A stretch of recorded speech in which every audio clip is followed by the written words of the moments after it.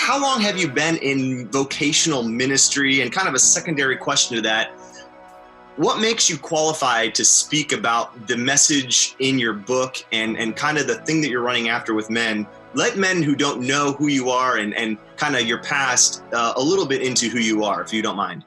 Okay. Yeah, great question. Played college basketball, and that was an entry point for me after college to step into, I played for a ministry team, a missional basketball team called Athletes in Action. It was a part of Campus Crusade.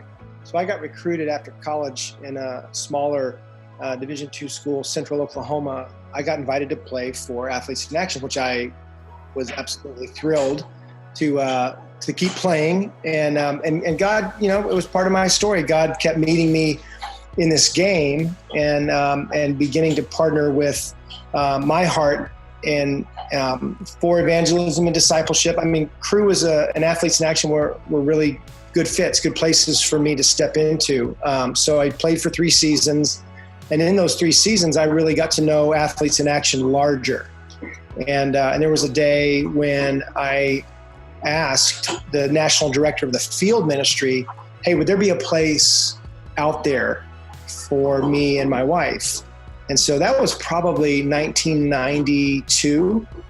And then about 93, they placed us at Duke University. So I had 3 seasons. It was time to retire. Blue Devils. The Blue Devils, that's right. And they just won 2 national championships back to back. No big deal. Our time on Duke's campus we were there about 11 years. And then after that, and we worked with the athletes, kind of like the chaplains was the role that we had in the Duke athletic department, my wife and I, and great time, great season. Brent, we've talked about seminary. So there was a time when I kind of had a bit of an ache, a bit of a desire to explore more. I could do my job, but I wasn't. My heart was getting a little bit distant from that, which is not good when you're in ministry. Yeah. So then I signed up for seminary. That took about 5 or 6 years, but in that time frame is when God began to move me off of campus and campus ministry with the athletes and into more community and into particularly men's initiatives. I got a master's in counseling, stayed on staff for about 5 more years. So we all together, my wife and I were on crew staff for about 17 years.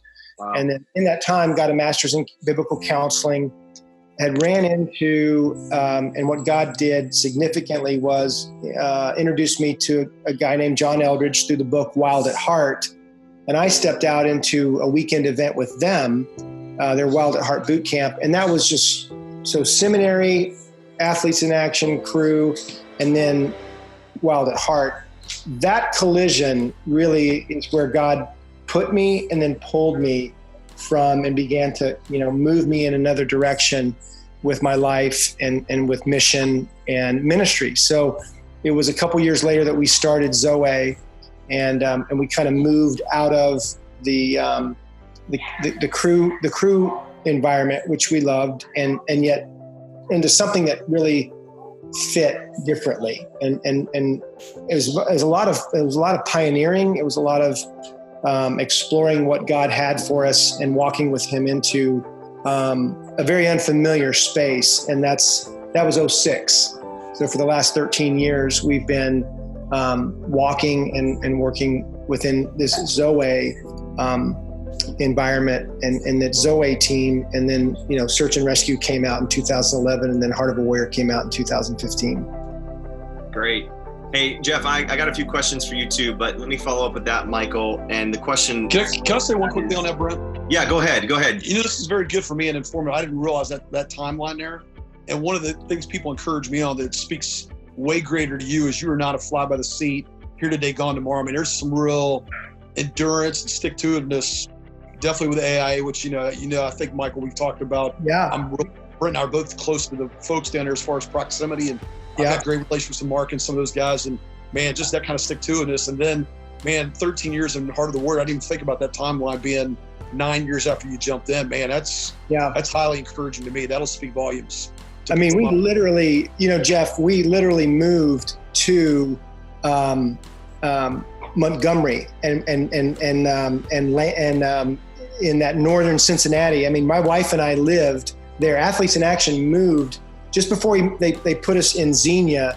Yep. We were getting ready for all that. So my last year with Athletes in Action basketball, we were living in northern Cincinnati, in that area. So then Xenia and Landon and all that space was kind of where we, I got to spend some time right in your guys' backyard before we were shipped off to Durham, North Carolina and Duke University. But yeah, so I got a little road wear like you do. So been at this game for a little while.